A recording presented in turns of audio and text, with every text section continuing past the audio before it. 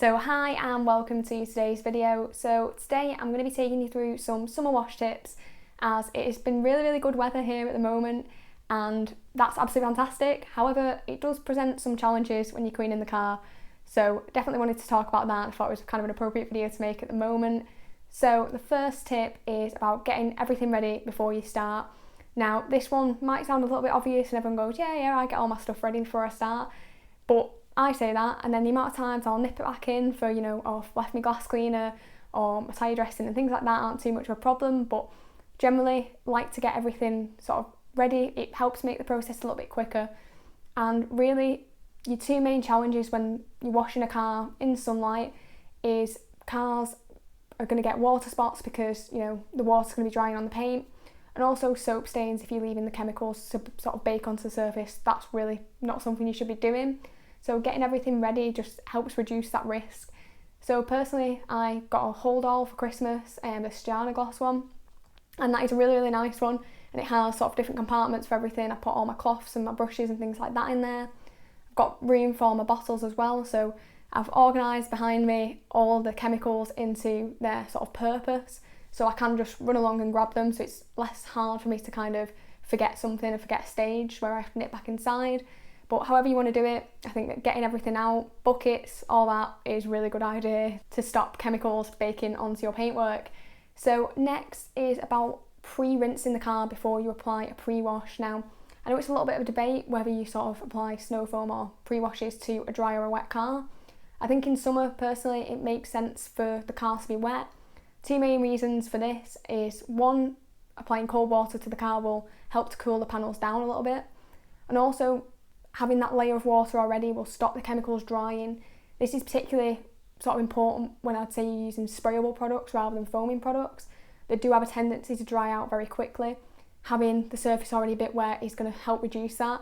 If you're worried about concentration ratios, you can dial them up a little bit, but generally I haven't noticed a dip in performance when the car's wet, as it is just a very sort of thin film of water that will be on there.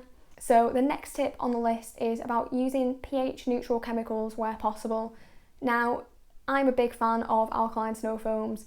Built Amber Orthofoam is my favourite snow foam and I absolutely love it. However, I generally tend to prefer sort of pH neutral chemicals, particularly in the pre-wash during summer, just because I don't really need something quite so aggressive, because the cars generally don't kind of get as dirty. There's not sort of that thick layer of traffic film. Of course, if it has chucked it down, then that is the case, unfortunately, and then I will have to use something alkaline normally. But if I can get away with it, I prefer pH neutral, because although your main thing when you're washing your car in summer is to not let anything dry on the surface, if, God forbid, it happens, which it can, using something pH neutral is just a little bit less scary, and it's not generally going to cause potentially as much damage, and it's going to be slightly easier to kind of rectify from what I've kind of noticed. So generally try to stick to pH neutral products where possible. So the next tip on this list is to use thicker snow foam. So although I completely agree that having a thick snow foam does not indicate cleaning power and it's usually just for the Instagram, however in summer I do think it is useful to use something sort of quite thick. Using things like Built Amber Orthofoam in summer tends to be a bit of a nightmare because it's so thin that it dries out really quickly, and I find it just a little bit hard to work with because once I've applied it, the other side of the car is drying, and it's just sort of a little bit awkward. Whereas when I use thicker snow foams, so things like Wax Planet 8 Below, in my opinion, has comparable cleaning ability, that is fine to use in summer, or better at least, because the thicker snow foam generally tends to be less likely to dry out and I can get away with a little bit longer dwell time. So I find that using a thicker snow foam generally has its benefits in summer. So the next tip on the list, number 5, is about spritzing the car with water when you're pre-washing it to keep the chemicals wet. Now, of course, when you're applying a pre-wash, you do want it to dwell as long as possible because it gives it more time to actually work. But when it's drying out, you've got to rush and get it off the car. So I think one way to kind of keep it wet really is to essentially sort of spritz and kind of mist the panel. You're not rinsing it off, so that's not really a problem. You're keeping it dwelling, but it stops it from drying out, and you've just got to be a little bit more active when you're kind of looking at the car. Don't just sit down and grab a brew while your snow foam's dwelling, but keep an eye on those patches that might be drying out, because you can just sort of spritz them with water before you rinse them off entirely and give them a little bit longer to actually work. Next is about working in sections, so this one applies to the wheels now. We've all been guilty of it, spraying, say, your APC on these tyres or spraying your wheel cleaner on, letting it dwell on the other remaining wheels whilst you go back to the first one and cleaning it and rinsing it as you go around. I don't do that in summer, I just work on one wheel at a time. That includes applying the chemicals, actually the mechanical process of cleaning, and then the rinsing itself, and not being sort of kind of rushing this process. Working one wheel at a time I think is really, really important, particularly if you are using quite strong wheel cleaners. You don't want to be having those bake on the surface in particular.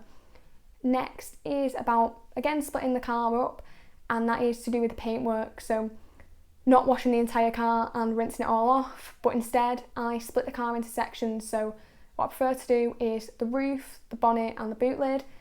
Then I'll rinse all that off. Then I'll do one side of the car, rinse that off, and the other side of the car, rinse that off, and I'll just do the sort of rear of the car when I do one of those sides. And I find that that just really helps. It doesn't add so much time to the process because you're not doing a single panel at a time, which a lot of the time isn't necessary, I feel. And if it is that hot, you probably shouldn't be washing the car, but I find that that helps to reduce any risk of the shampoo actually drying on as well. So the next tip is, once you have rinsed and dried the car, you might notice some water spots, and it's best to deal with those as quickly as possible, not let them dry until the next kind of wash, and then they're going to be harder to remove and things like that. But if you deal with them straight after the wash process, then you're not really going to have any trouble removing them. So you can use a quick detailer spray to do this. O&R diluted 1:16 is my kind of go-to. It doesn't affect the finish of the car, so I'm not adding sort of anything that's going to affect the wax or sealant, but it generally kind of buffs off quite easily, adds a lot of lubrication, so it isn't an issue to use, and using it in direct sunlight isn't something I've found to be a problem as well. So if you have that product, it's well worth sort of bringing out in this situation.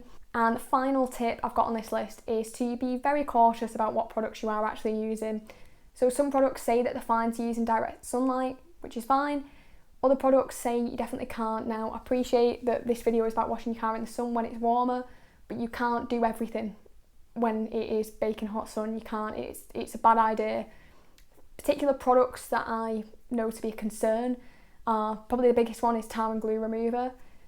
Your car can get very, very hot when you touch the panels in the sun, so tar and glue removers are solvents, and you don't want to be in a situation where you essentially end up melting your clear coat with one of these products, which can happen, and I've known it happen to someone. Someone actually messaged me on Instagram and said that they'd had a problem with a tar and glue remover. Using it in hot conditions, I don't know whether that was the case in that situation, but using it in hot conditions should definitely be avoided with that kind of product. Iron fallout removers, again, so anything kind of decontamination generally is a bit risky. Iron fallout removers, although you would expect them to leave sort of a purple stain, generally you leave sort of a kind of white stain, which again can be really, really a bit of a nightmare to deal with. So things like waxes, paste waxes as well, sealants, because they tend to flash off too quickly before you can spread them in some situations. QDs as well can be a problem. You've got to be a little bit careful. If it is hot and you think the car's got a bit of protection on it, why don't I apply a QD just to make it a little bit nicer? Might not always be the best option.